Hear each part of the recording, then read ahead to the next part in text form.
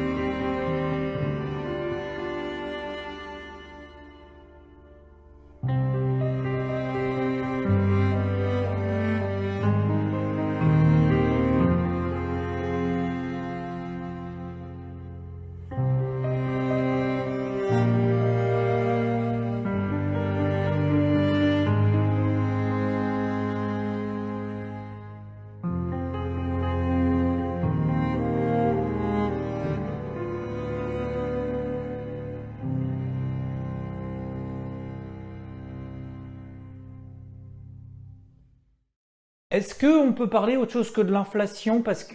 Non. Chiffre attendu de la semaine, le plus important, l'inflation aux États-Unis. Hausse de plus 0,3% sur le mois d'avril, c'est plus que les plus 0,2% attendus. Et au-delà du prix des pâtes qui augmente, c'est le prix des billets d'avion qui augmente de 18%. C'est assez emblématique de l'inflation et de l'envolée des cours du pétrole. Mais pour beaucoup d'experts, on a atteint un sommet. Sans que ça veuille dire que ça va forcément retomber par l'opération du Saint-Esprit. Donc on constitue un plateau et ce pendant une période a priori qui sera prolongée. Le temps que la hausse progressive des taux directeurs, en tout cas de la part de la Banque centrale américaine, fasse ses effets dans le calme. Je rappelle que le 15 juin, oui, c'est dans un mois, mais on essaye de se projeter, la Réserve fédérale américaine devrait relever de 50 points de base ses taux directeurs. Double hausse des taux intégrés par le marché pour 90% de ceux qui ont été interrogés. En attendant, beaucoup se posent la question de la crédibilité de la Fed et donc de Jérôme Powell. Ça a fait moins de bruit que les élections. Eh ben, figure-toi qu'il a été reconduit. 80 voix pour, 19 voix contre. Il sera donc dans les 4 prochaines années encore le président de la Fed et des 12 banques centrales qu'il y a aux États-Unis. Sachant que son mandat avait commencé grâce à Trump. Oui, c'est lui qui l'avait nommé. Ça fait longtemps d'ailleurs qu'on n'en a pas parlé de Donald.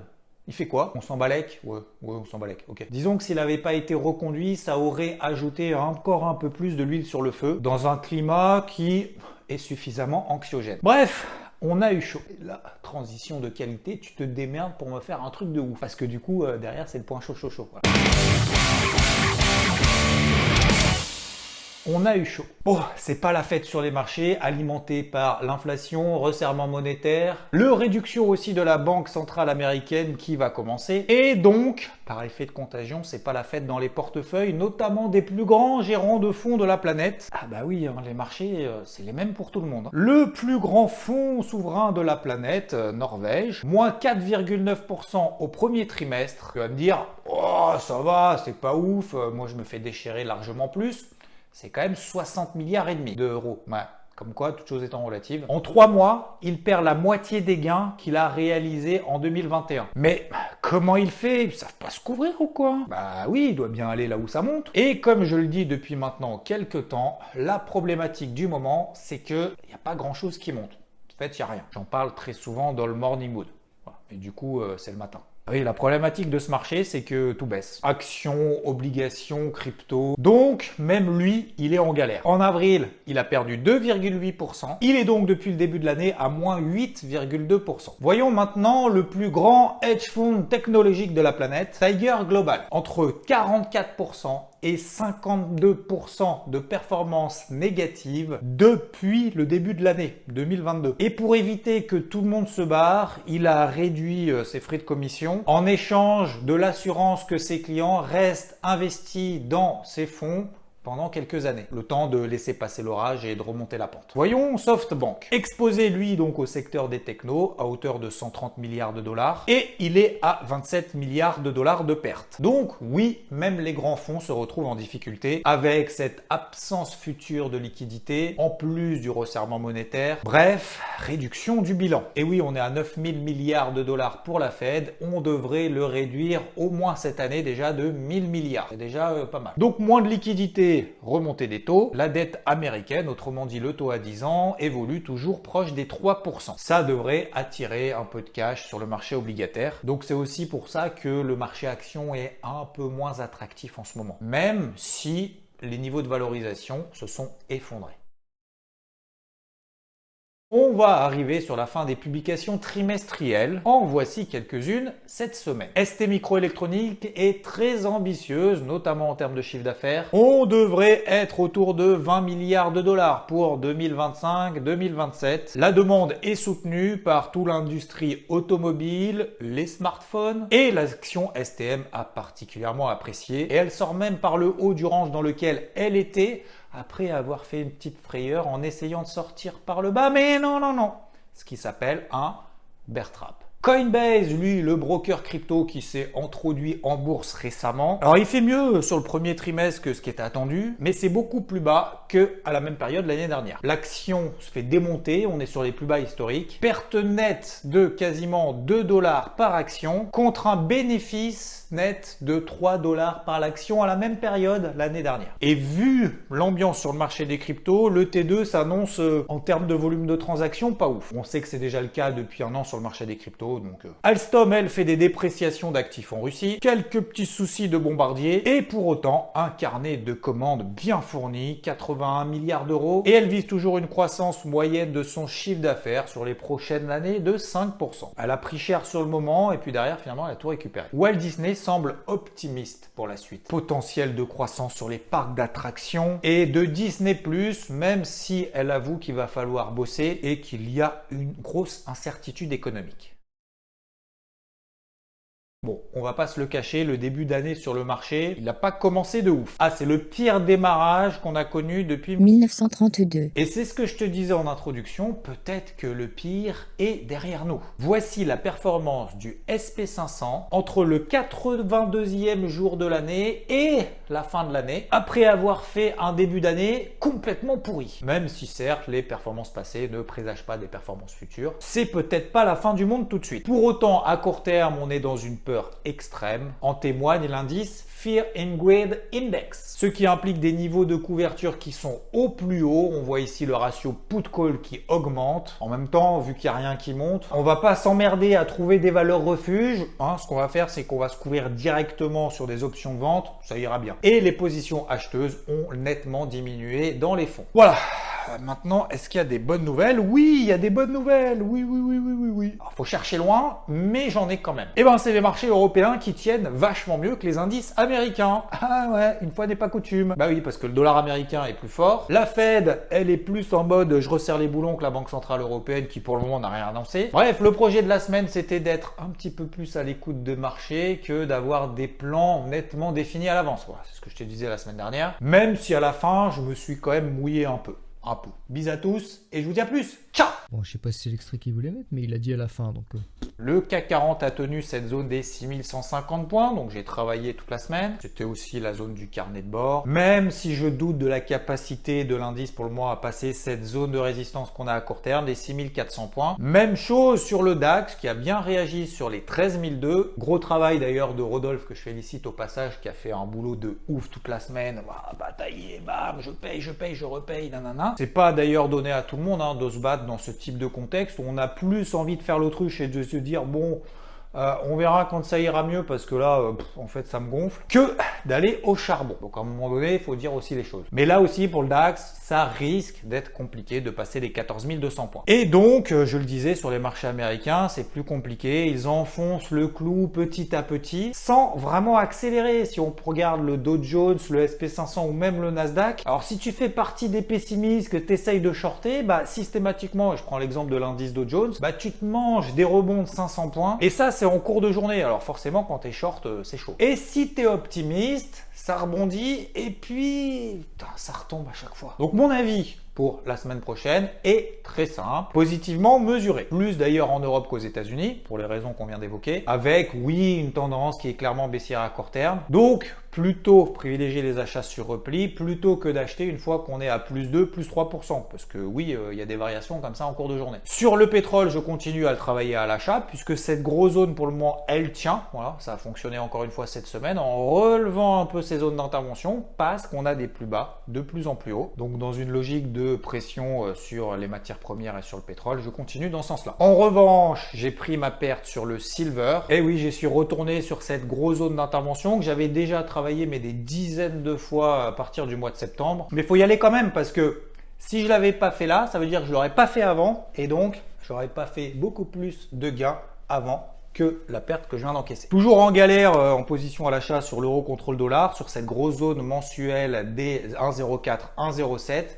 Pour le moment, il n'y a pas de réaction. Alors, je ne sais pas d'ailleurs à l'heure où tu visionnes la vidéo si j'ai coupé ou pas ma position en perte. Même si je reste persuadé qu'on est sur une zone basse annuelle, donc sur une zone d'achat, pour le moment, ça ne prend pas et les signaux positifs qu'on a en daily ne confirment rien. Donc, le marché ne me donne pas raison. La minute pédagogie avec Xavier Fenot. On est dans un marché nerveux, ça part un peu dans tous les sens et il faut être encore plus calme que d'habitude. Parce que si on rajoute de l'émotivité personnelle à l'émotivité déjà existante des marchés, ça donne un cocktail plutôt explosif. D'autant plus si on n'est pas expérimenté. C'est d'ailleurs pour cette raison qu'on a ajouté un mois de plus pour tous ceux qui sont abonnés sur IVT pour respirer un peu, laisser passer cette période pour ceux qui ne sont pas forcément à l'aise. Ça ne veut pas dire qu'on va arrêter de se battre, au contraire. Mais disons que ça évite de se forcer à trader au pif. Parce qu'il y a des périodes où on doit l'accepter, qu'on ne sait pas, ou on sait un peu moins. Alors, pour le moment, je fais avec ce qui a fonctionné dans le passé. Tendance, zone clé, les signaux de marché, en attendant que les planètes soient alignées. On l'a vu juste avant, hein, c'est une période facile pour personne. Faut pas se leurrer et faut pas être frustré. Laissons passer un peu de temps.